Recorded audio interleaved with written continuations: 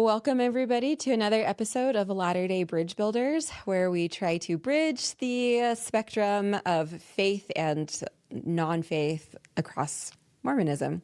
I'm Juliet. I'm inactive. I'm Ashton. I'm hyperactive. And Mitch is coming to us all the way from exotic St. George, Utah. And I am a former member of the church. Oh, and that is us. And we're super excited today to have Abby with us. I realize I think your name is ABIFINNY. But it goes together. Okay. I used to go by Abi Finn growing up because there were so many Abbies. But then when I started making my Instagram, I was like, I want it to be more lighthearted. And Finny almost sounds like funny. So it is cute. Yeah. It's cute.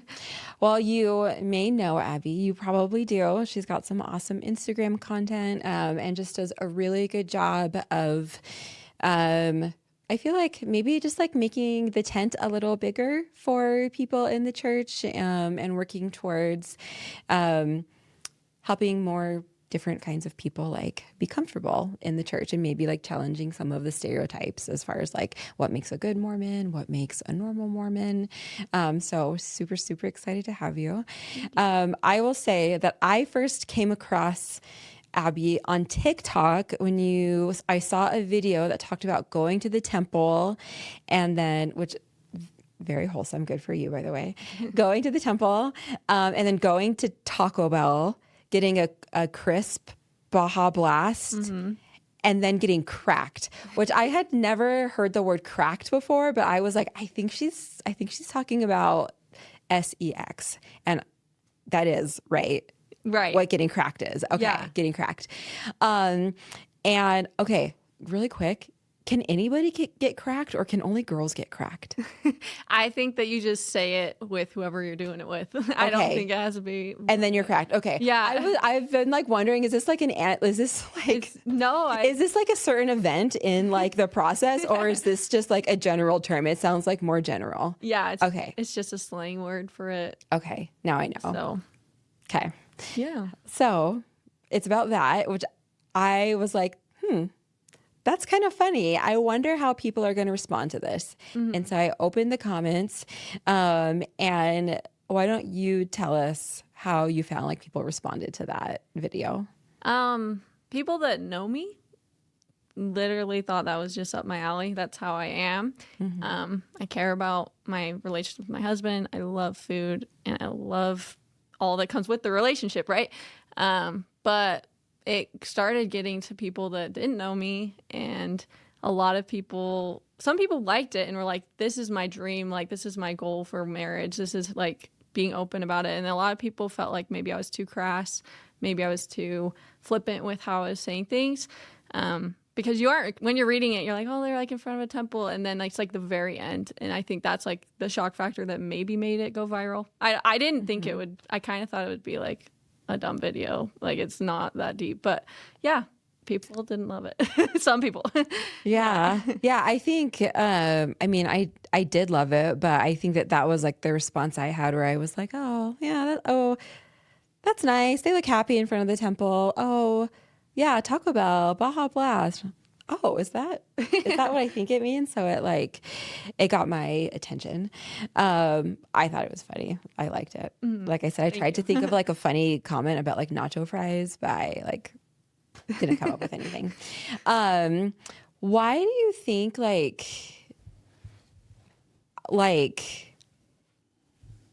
why do you think? Because like we know that married people have sex, right? Right. Like we're supposed to. Like that's like just like what people do. I don't know. Why do you or why does anybody think that like people get so uncomfortable talking about that or just like acknowledging it? I feel like Purity culture. Oh, yeah. Yeah. I also think that a lot of people that aren't married have sex, and a lot of people like that's just a normal part of life. And as a member, I believe like to be married and have sex. But I think that when the internet thinks Mormons are a certain way, that we don't talk about those things, and we can watch and consume those things on like Bridgerton and like those type of shows, and that's safe. But when a member of the church says we have sex and we are married, it's like uncomfortable just because it's not expected. Yeah. I don't know. That's what I've like been analyzing that a lot. I'm like, I don't know why that bothered people, but Yeah. Yeah. Yeah. I think even 2 years ago for me, that would have bothered me a lot based on purity Yeah. culture. I recently saw the Mr. Rogers documentary or movie with Tom Hanks playing Mr. Rogers. And I loved something that he said on that. And I just need to share something personal. I never grew up watching Mr. Rogers. Like I mentioned, I was a sheltered That might child. explain a lot. We didn't have TV growing up, was probably the biggest thing. But I've come to appreciate and respect what he did as a person and the influence that he had on society and the culture. But one thing that he mentioned that I think is really germane to this discussion is he said, if it's mentionable, it's manageable. And I think when it comes to sexuality in the church, it's like this, everyone knows it goes on. If people have kids, they've had sex. But when it comes to this purity culture and this appearance to the world, even to the younger generation or whoever it might be, whatever the motivation is to not talk about it, when things become either dysfunctional or problematic, we can't really manage them if we can't mention that that happens, you know, and it is a natural part of life and an essential part of life. So it's like, I personally find it funny at this point, as opposed to 2 years ago. I find it funny that we can engage in sex, but we can't engage in conversations about sex. And I think that is an irony that I think needs to be articulated and addressed. Yeah. And I think this is a conversation starter, what you did on the Instagram. What are they, reels? The real. Yeah. Reels. Yeah. I was really curious for a second there how you were going to connect cracking and Mr. Rogers. That was very wholesome and it makes perfect sense. I think another thing, because you also do like some sex ed videos. Yeah. Was the orgasm one just today? Yeah, and sometimes I get in my head. I actually was like, I don't know if that was too much. No, but- I think it's great. I think that like you like, you know, like obvious, like different people are going to have like different responses to things, but it's like we have to start talking about this like somewhere, you know, like somehow. And I feel like when there are things that we don't talk about, any mention of it is going to feel like kind of uncomfortable or going to feel like too big or too much when it's not there at all otherwise. And so I thought it was great. I endorse it. Everyone should go watch it. Thanks. I can't endorse it yet, but my wife and I will watch it together. That's yes. Make sure you do it together. It's very wholesome. I think also this is something that I think about all the time, working in reproductive health specifically. And you're a nurse, and so you like know about like, you know, health management, disease prevention, how important like education is, like all of this stuff. And I think we sometimes get it in our mind, like especially when we talk about sex ed. And I've talked about this before on the podcast more than once because I feel so big about it. But we have this idea that if we're teaching people to not have sex until they're married, that they don't need to know other stuff. Yeah. Like if we like talk about, like if we're really talking, like if we're really promoting the idea of waiting until you're married, then we shouldn't be talking about contraception. Like as if married people don't need to know about contraception, or like as if when you're married, you don't need to know about consent, or as if like when you're married, you don't need to know about like sexual health or like STI prevention, like all of the things that you need to know for like healthy sexuality. If you were having sex with 100 people a week, like you need to know most of that stuff, even if you're completely in like a monogamous relationship, you know? And so, yeah, that's my soapbox is like, I don't know why we act like, why the education is deviant somehow, because like all that education I think is like relevant like no matter who you're having sex with. Can I add to that? Of course, 'Cause please. I've learned when I opened the door to this conversation on my page, I've learned a lot too, where it's not just sexual health. It's also just like taking care of your anatomy as a woman, especially. You get your period when you're young. You're not an adult, and you get taught that in Utah. It's not like that in depth, to be honest. I was taught in Utah. I'm not saying it was bad, but I just understood very bare minimum things. And I ended up causing me some sort of pain when I was managing my period and things like that, just because I was scared to like say the wrong thing. And like my parents were great, but like at some point you're like a teenager, like I don't want to talk to my parents. Like, who do I talk to? You know? So I think that it's important too, that it's just like, it's your body. It's not always even just like related to having a partner. So Yeah. Sure. yeah.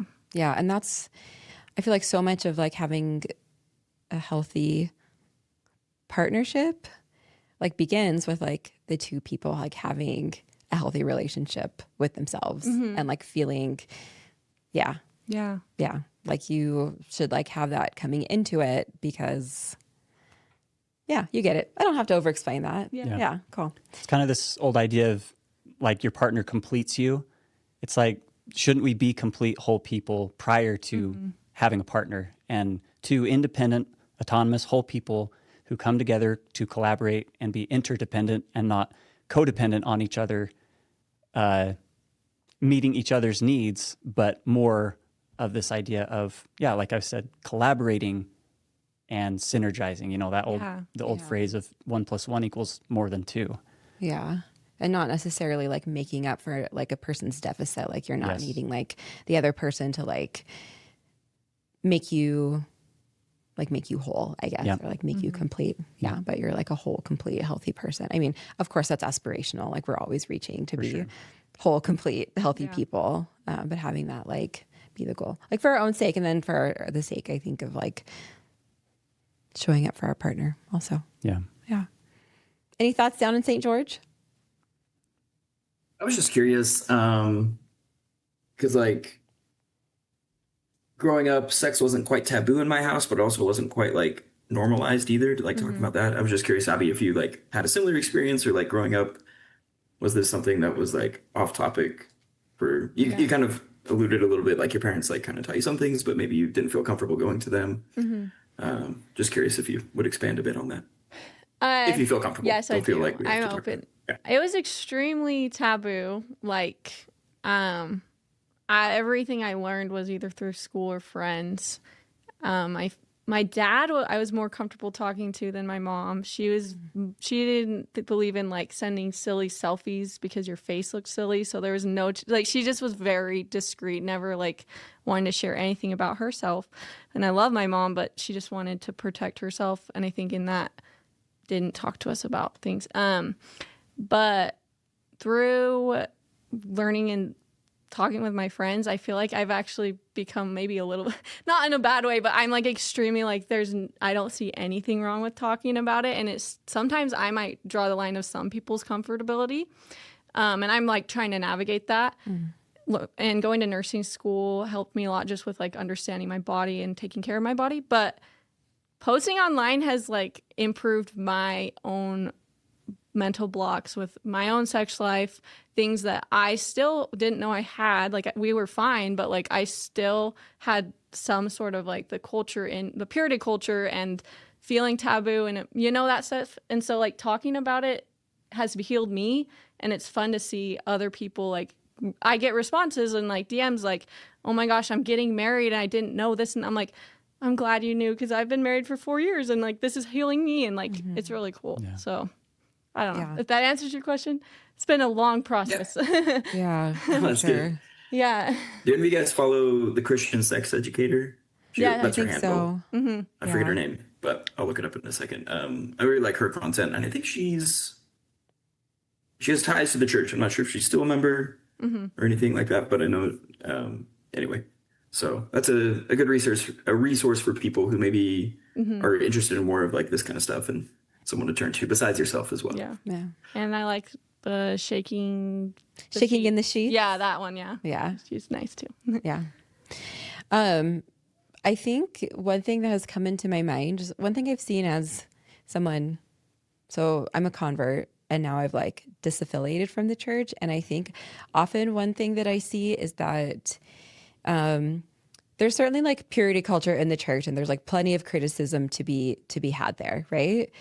But it's not like all of purity culture or all of people's sexual dysfunction who are Mormons happen because of Mormonism. Yeah. I think there's a ton of influences in society that contribute to that. And one thing that I see, especially a lot of ex-Mormon women say, is that they feel like they're dealing with like good girl syndrome or like shame or like whatever it is, like after they left the church. And they say things like, well, I thought that I like deconstructed. Like I thought that I like wasn't a part of this like purity culture anymore. Like, why is this still a thing for me? And like, as someone who like, I mean, like all of my sexual shame basically was like baked into me as a child growing up in a household that was not religious and was not Mormon. Like there are plenty of influences just like in society in general that I feel like can kind of be difficult for like our like sexual health and like mental wellness in that space. And so I guess this is just a commentary that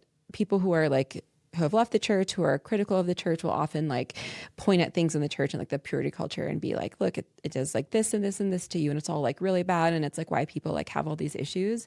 And I completely agree that there are like at every level of the church, there's things that we can fix in that regard, but it's not the only issue. And I feel like if you just look at like that the church has made your sexuality bad, or the church is going to give you all the tools that you need to like make your sexuality good, like you're going to be in trouble. Because I don't think either of those things are true. Yeah. But it can get kind of like reduced down to that sometimes, I think. Yeah. Well, did you have something? I have something that's kind of a shifting of gears of sorts, but it goes back to something that you had said, Abby, about just the relationship with yourself, I think was what kind of sparked this idea for me.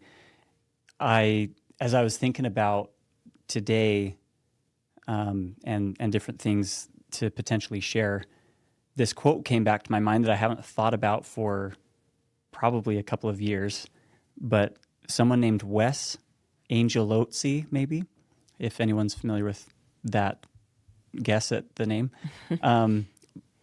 So this quote, well, I'll read it and then I'll kind of give some of my reaction and commentary. It says, "Go and love someone exactly as they are, and then watch how quickly they transform into the greatest, truest version of themselves. When one feels seen and appreciated in their own essence, one is instantly empowered." I love that so much. And I just in different church leadership positions locally, that has really meant a lot to me. Like I don't need to judge people. I need to love and accept people, and they will work out some of maybe the personal issues or what we sometimes call demons that they're fighting and whatnot. And I think, so that's meant a lot to me in that way. Today it struck me that this is a valuable thing for us to apply to ourselves also. Go and love someone, ourselves. Go and love yourself exactly as you are, and then watch how quickly you transform into the greatest, truest version of yourself. When you feel seen and appreciated in your own essence, you are instantly empowered. Because for someone to be empowered, with your original quote, the actual quote, it's dependent on someone else to empower them, right? But if we can apply that to ourselves as individuals and then support each other in doing so as well, we can be empowered regardless of the external influences on us. So anyway, that's been on my mind, what you said about just the way that you were raised. That really resonates a lot with me. And then that acceptance, that education, like information is also empowering, I feel like. And it almost feels like you sharing that publicly helps it set in real life for you. I mean, we talk about in church, like it's the bearing of the testimony that is where you gain your testimony, or when you bear your testimony, like that's when you know that you know something is because you've borne your testimony. So in a similar way, like when you might believe something, but when you state it, it's like, yeah, this is what I believe. This is who I am, because I'm willing for someone else or everybody else to know who I am. Yeah. And I'm okay with that. And that's empowering of itself, I think. Yeah. Yeah. I see that like an affirmation, saying it out loud, even if it's not a positive thing about yourself. Just, hey, this is how I am, even if it's neutral or bad. Like if you did something you're not proud of, it's like, well, I'm trying to like giving honesty even on the things I'm not proud of has been very freeing for me. And knowing that I don't know who's perceiving me, and it doesn't matter, everyone or no one is perceiving me, and it's okay. Like it's been very freeing. So I love that. Yeah, that's really cool. That kind of maybe ties back a little bit to the just like, if it's mentionable, it's manageable, you know, like things that we're like dealing with. Because I think that sometimes like when there's things that, especially if we like feel shame about it, we just like don't want it to be a thing, you know, and we like don't want to admit it to ourselves or like admit it to anybody else. And so just like sometimes like not even saying it out loud to ourselves, but like if you can say it out loud, like even to yourself, it becomes like, it goes from being this like amorphous, like a cloud thing to like, this is just like a thing, you know, there's like a lot of things in my life and this is one of the things. And I can like, did you just message somebody?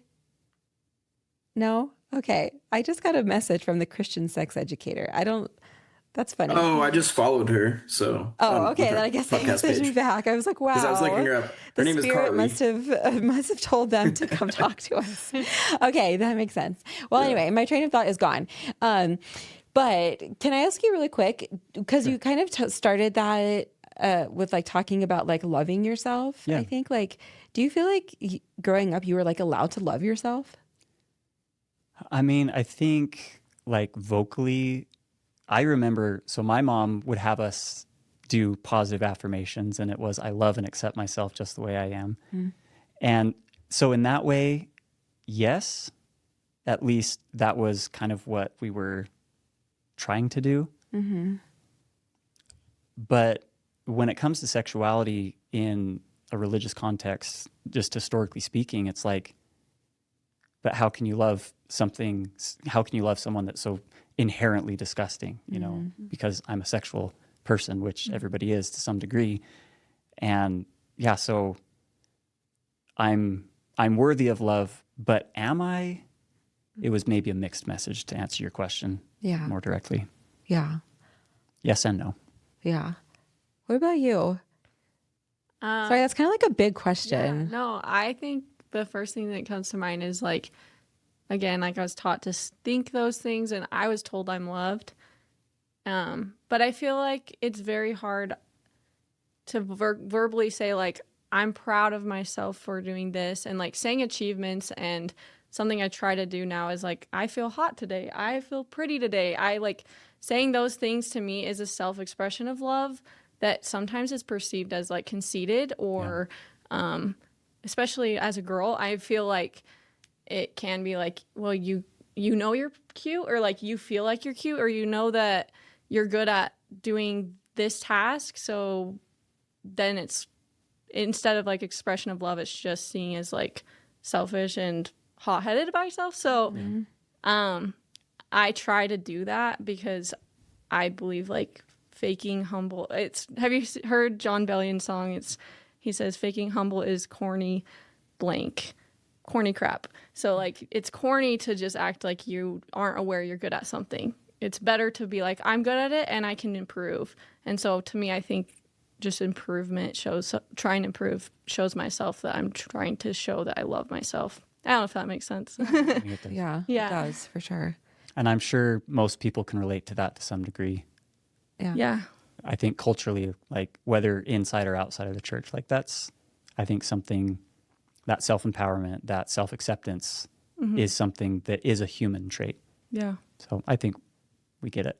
Yeah. I think we can relate. Yeah. I'm like thinking like, I sound conceited saying that, but I believe everyone's beautiful. And that's like, it's in my head still where I'm like, I'm sounding like conceited to these people, but I'm not. I just believe that we're all beautiful and it's okay to acknowledge it and love each other, yourself. So Yeah. I also think there can be pressure on women to be really like to be beautiful, basically, right? To be like visually appealing to people For someone else. for somebody else. And that's like, there's a quote that says like, I think it's, I wish I remember who said it, but like prettiness is not the rent you pay for occupying a spot marked female. And that is just like this idea that we have in society that like, as a woman, like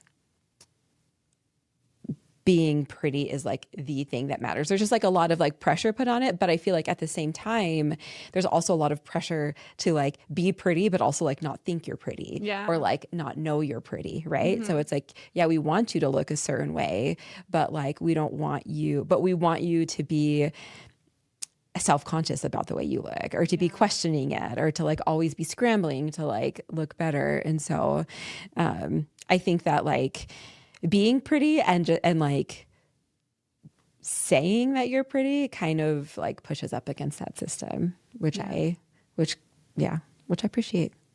So thank you. What about you, Mitch? Do you feel like you were allowed to love yourself growing up? I feel like I was allowed to. Did I? Not really. Yeah. But I don't blame that on Mormonism necessarily. I think that was just me and my upbringing in general. Just just you. Yeah. I'm probably the same, I would say. Yeah. Can we talk a little bit about your car convos? Yeah. I really like them. Maybe just explain like what you do in your car convos and like how it started and who you like to talk to. I thought I hadn't seen a lot of people like, I don't have a podcast, but it's like a short form little interview, and I just did it with people I knew. It started with my friend that is a recent-ish convert, and it has blossomed into every which way, every member I know that I think like represents a lot more than we like to like say out loud. And if I interviewed anyone, I think we all could bring something new to the table. And so it's just been like a really cool thing that has made me realize like my own biases, my own things where I'm like grow up a certain way. And I am very open that like I grew up in a certain rigid way where I believe that a member looked a certain way. And I easily try to fill that. It's to me easier to just follow every rule because my brain is how it is. But since I have grown and learned, I'm like checking myself. And now I've been able to have relationships with people that I probably would never have talked to. And that's what makes me like so upset, like that I lived so long thinking I had to like only surround myself with certain people, even in our religion, which is like sad. But yeah. How old are you? Can I ask? 25. Okay. Well, good thing you're super young still and you have your whole life ahead of you. I think my voice gives a vibe of younger than that. Not my face, but like I get told I sound young. Well, I would have guessed okay. I would have guessed like 24 or 25. Yeah. So just when you were like, I've lived this long, which you have lived a long time, but no, I know. it's not over. It's not over. Can I ask like what maybe as far as like thinking that members of the church were a certain way or like we're supposed to be a certain way or like, you know, like whatever box, can I ask like maybe what stereotypes for you, like maybe like some specific examples of like ways that you've kind of like changed your thinking, if that makes sense, as far as like maybe how before you thought like, oh, like all good members of the church do this thing. And now you're like, actually, maybe that's not true. Right. Well, I think the things you sing about getting married in the temple, like, hopefully they call me on a mission. I like, especially the men, like just things that are like external check marks. And I could do those things. And I found so much security, but I wasn't building, like, in my opinion, a relationship with Christ. It was just like validating myself that I'm good if I do these things. And And I did them, and I still wasn't feeling close to God. And I was like, what's wrong with me? Like, this is the gateway. Like, why doesn't everyone follow these rules? You'll never fail. And I realized, like, people do get married in the temple and get divorced. And people do go home early from their mission. People don't serve missions, all these things. And I'm like, wait, like, but they're happier than me. And why am I not? And I realized sometimes those check marks don't mean that you have God in your life. And I don't know. I think it's helped me be like, I technically followed the gateway to the pearly gates, you know, but The covenant path. the covenant path, that's what it's called. See, I don't even remember what things are called. But I was envying like my sister that hasn't followed the covenant path. She got pregnant in high school. And she talks about God like he's her best friend. And I was like, I feel like God hates me. And so that was when I was like, what is wrong with me? And then I opened my heart to her, and she taught me so much. And talking, like in the car, talking to people that have different experiences than me has opened my heart to like be able to have Christ-like love for everyone. And again, I'm not perfect at it, but it's helped me a lot. Yeah. Yeah. That's so sweet. Yeah. I think I can definitely relate to. My guess would be they can relate to too, like doing the check mark, like the check mark things and being like, okay, I'm doing it. I'm doing the things, like I'm supposed to be happy, you know, like and then I probably was like happier at some points in my life than others, like doing the check mark things. But yeah, I think a lot of people find, I don't know, that it just comes down to like a deeper relationship with God and maybe like a deeper relationship with other people too. I think that like, at least in my experience, I always feel closest to God when I feel like I have like a special connection with like some other human being that I'm talking to. I agree on that. I actually would say like when I listen to testimony meeting, I'm like, that's where I feel the Spirit. And I would say that. And I would actually be told that's not right. You can't piggyback feeling the Spirit through other people's testimonies. You need to find it from scriptures. Like, but to me, it's just connection. I feel closest to God through people. Yeah. And it's not bad. Like, that's okay. You don't have to have one way to feel God. Yeah. So, for sure. Well, there's like that verse in DNC, I think, that says, I'm rusty on my scriptures, but the like, if you are not one, you are not mine, you know? Or the like, where 2 or 3 are gathered in my name, like there I shall be also. I mean, I feel like in the theology, there's a lot of teaching that says like that our connections with people, or even like the building up of Zion, you know, and like the gathering of like the flock. I feel like there's a lot of teaching that like that connection is really, it's just like what God wants for us, you know? yeah. Yeah. Can I say something? I'll allow it. I was gonna say, you'll allow it. Cool. Even as an atheist, I agree with that. That like, I feel God when I'm connecting with other people, and I use the term God as in like this is the language that we're all sharing to describe this feeling, you know, of spirituality and so forth. And you know, that's why I started this podcast. That's why I wanted to like talk to people, and because there's something that's more with a face-to-face conversation than there is with like a comment section, and we're finding that in our comments right now on some videos that we've posted recently. But even myself, like I find, you know, on a comment, I'm way more quippy, I guess, and just kind of short with people, and things get mistranslated and so forth. So I really like your car conversations too, because like you have people who have left the church, people who were recently converted. I believe you had someone who left the church. Is that, am I misremembering? I've had a couple people one that is just completely left, and then my recent one, she's just figuring herself out. She doesn't know where she's at. Yeah. I was going to ask like how, you know, with this whole variety of belief spectrum and like time in the church and or out of the church and so forth, like how has that helped you grown like as a person, and like is it difficult to talk to someone who's out of the church? Like for you, is that something that you've had to grow into and learn, or is that something that came naturally? I'm just kind of curious. The last question, it's not difficult for me to have a relationship with people not of our faith or have left, because that's just how my home life was. We always had very like neighbors that were members over and played with the kids that all different faiths. I also lived out of Utah for a while, and so we were like one of the only members. So I just am very like, I don't think that you have to be the same religion. But it has been unique to like specifically talk about religion, because you don't always just talk about God with them when you don't agree with things. So the car conversations have been very beneficial for me, because I actually have chose people that I've seen actually get a lot of backlash on. Some people now, as I've like started doing it more, that I've seen have gotten backlash on the internet, because to me, I'm like, I'm hearing you out. I could DM you, and I do, but I'm like, if we're in Utah and I'm a stay-at-home mom, I have time. So I'm like, why? Like this, like when you actually meet face to face with people, you're like, holy crap, like, and you hear stuff that I don't record, and you're like, I wish I could just like, I would go to battle for everyone that has got any flack, because I'm just like, no one deserves any of that.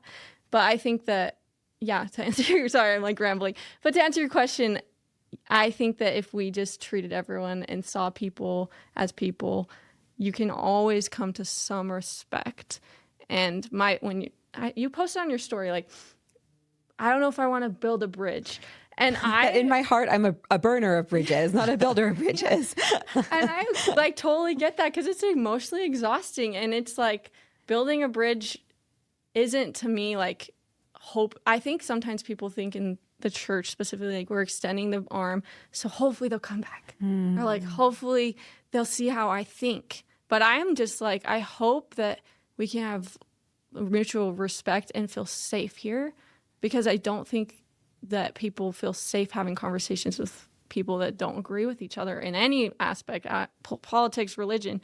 It's very hard, because it's like you're very passionate about how you feel, you know? So, yeah.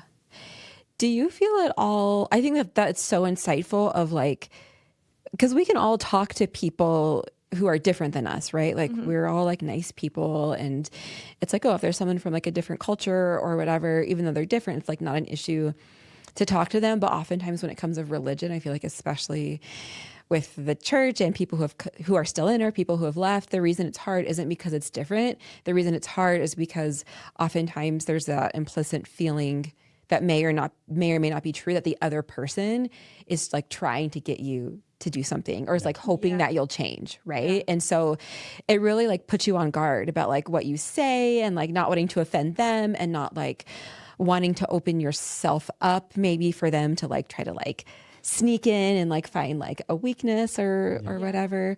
Do you feel, because I felt like when I was like, so I grew up outside of Utah, like went to college outside of Utah. And so was good at like talking to people, like pretty diverse people, like that always was just normal, right? Like I wasn't used to being around members of the church. But I felt like when I was active, I had a lot of anxiety or a lot of stress about talking to like people who had left the church. Like I just felt really, really threatened by it, I think, even though I don't think I would have admitted then that I felt threatened, but I think like to me, it felt really threatening and really scary. But it sounds like you don't feel that way. I'm trying to grasp if I do. It doesn't sound like it. I don't.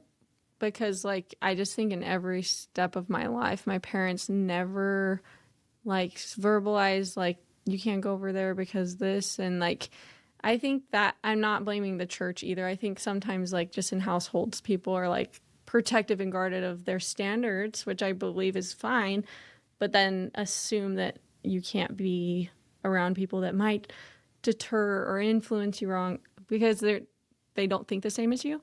So no, I have always just been close to people that have left. I mean, in high school, most of my friend group were ex-Mormon. I don't know if they call themselves that, but like they left the church, and they respected my beliefs, and I just respected them. And sometimes they tease why I like can joke about like some weird things in our religion, or like just how typical Mormon is because I don't think that it's offensive when it's from people I love and they're not. I think you can have a lighthearted joke when it's not offensive, but no, I don't have that. I also served a mission, and I feel like you just have a lot of people that have left too. I don't know. And they call them returning members. They're not returning.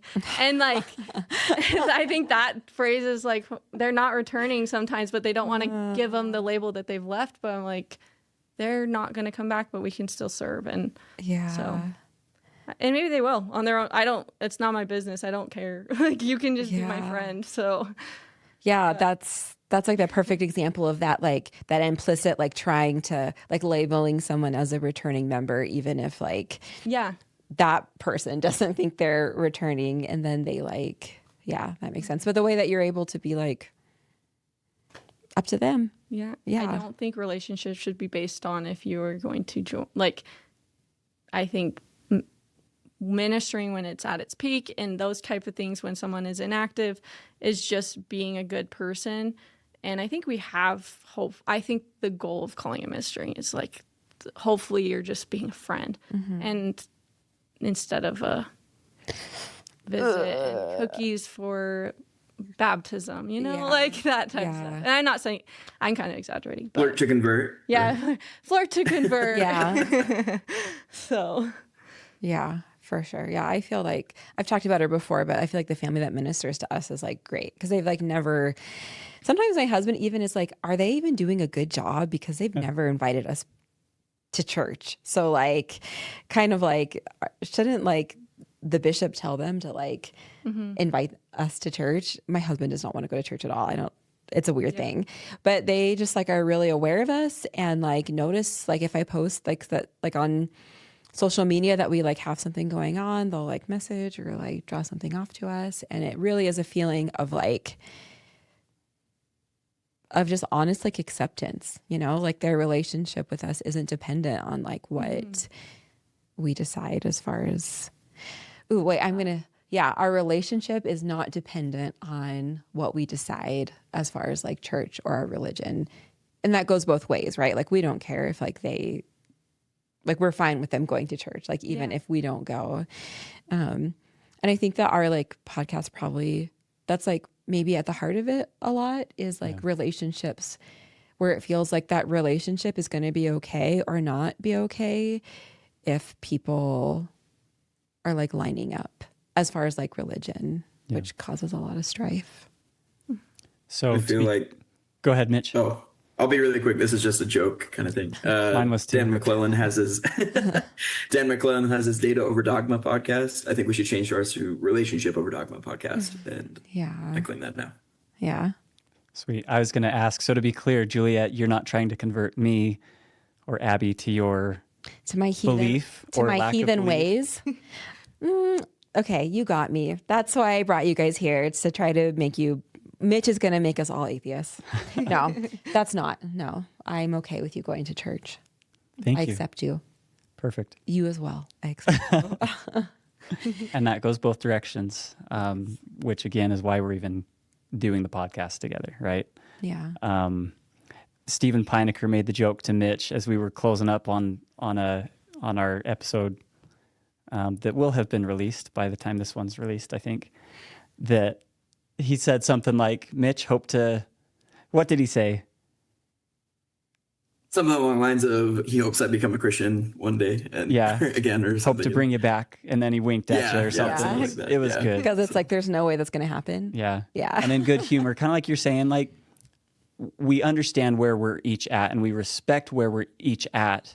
Yeah. And if we have the relationship, those jokes can be endearing even, like can build rapport instead of push each other away if it's a joke that's like with the agenda, with like the fishing line, like come my way, it's like we're all in different places and we all find ourselves in each individual place because of being reasonable people that based on our backgrounds, our experiences, that like that's why we end up where we are. And if we can each acknowledge each other as human fellows trying to figure things out, then those relationships naturally can remain and then hopefully be built upon as well. Yeah.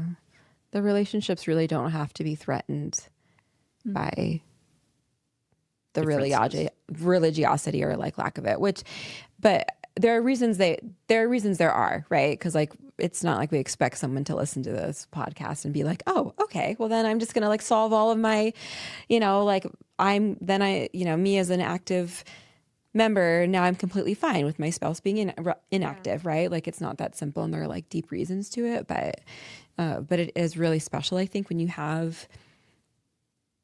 when like the relationship is strong enough that like the differences are not as important as like the relationship is.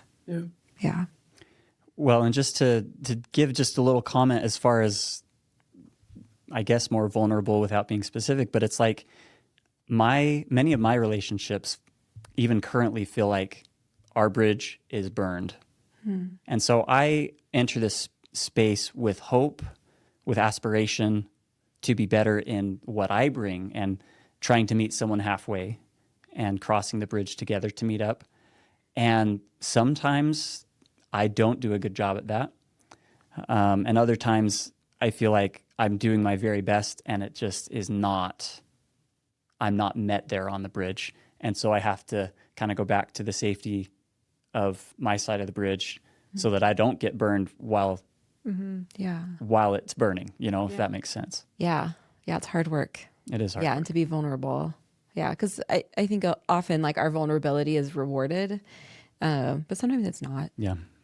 True. Yeah.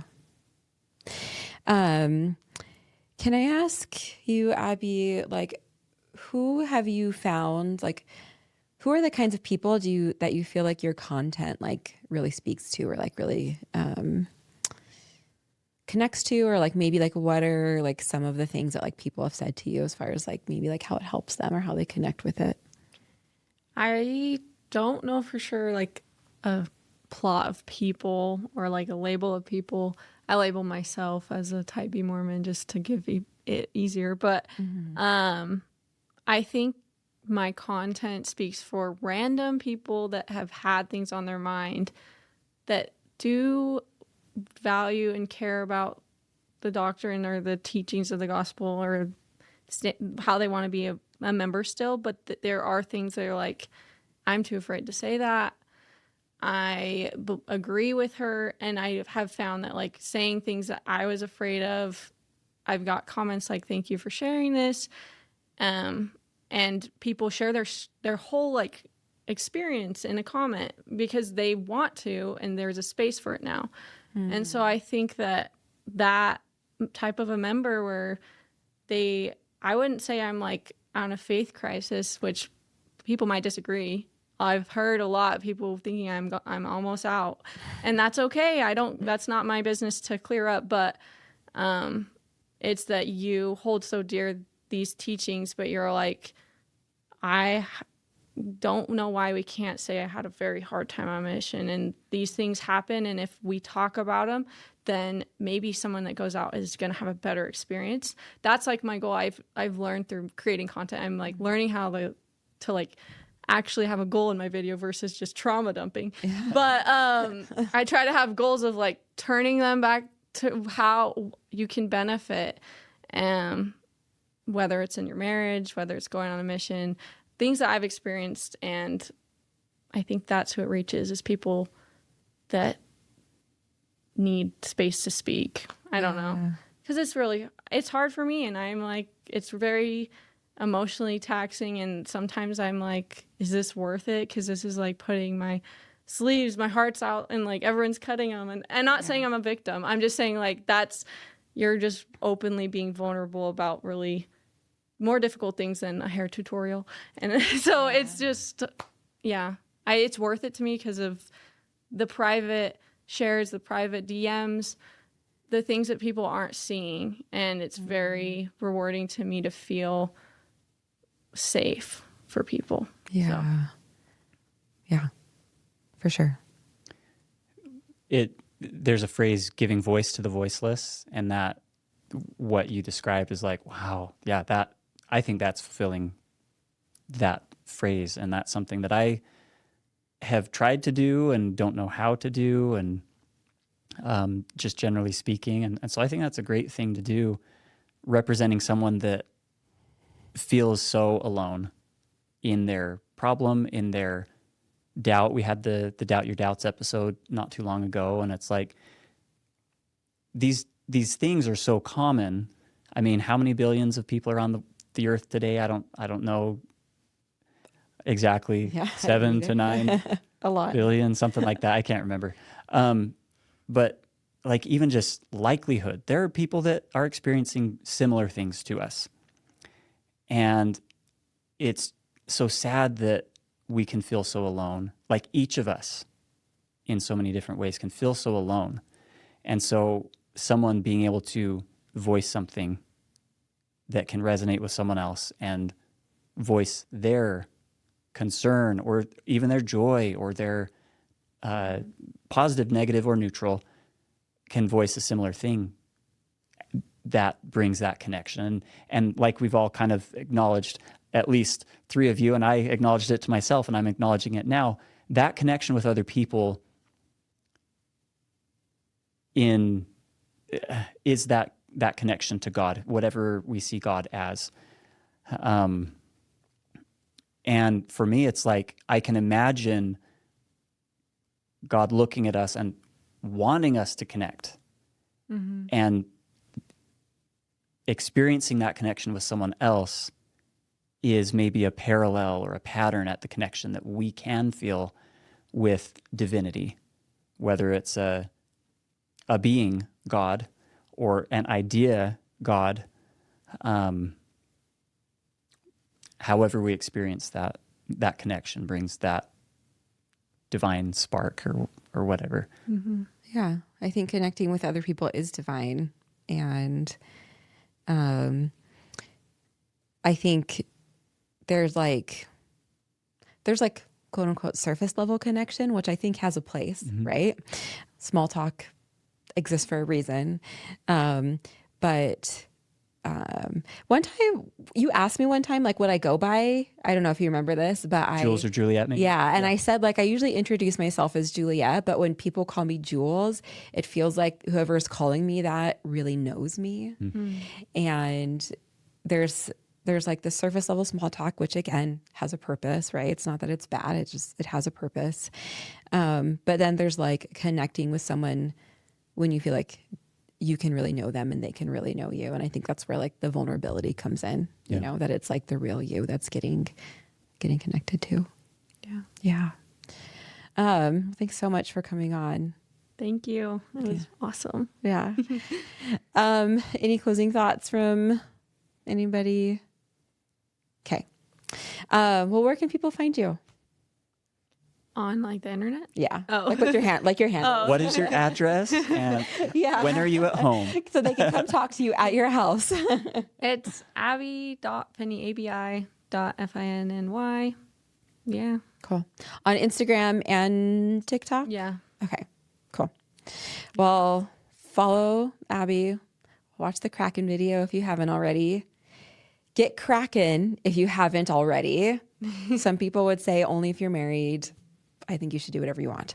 Thank you so much for watching. Remember, like, follow, share, check out our merch shop. I was going to bring my mug, but it's in the dirty dishes. And then our shirts are all at Mitch's house, and Mitch is not at his house. So Sorry. it's okay. I'm in hell right now, which is St. George at 110 Yeah, degrees. he's in hell, so we'll forgive him for not getting us our shirts. But yeah, thanks so much for watching, and we'll see everybody next time. Bye. Bye.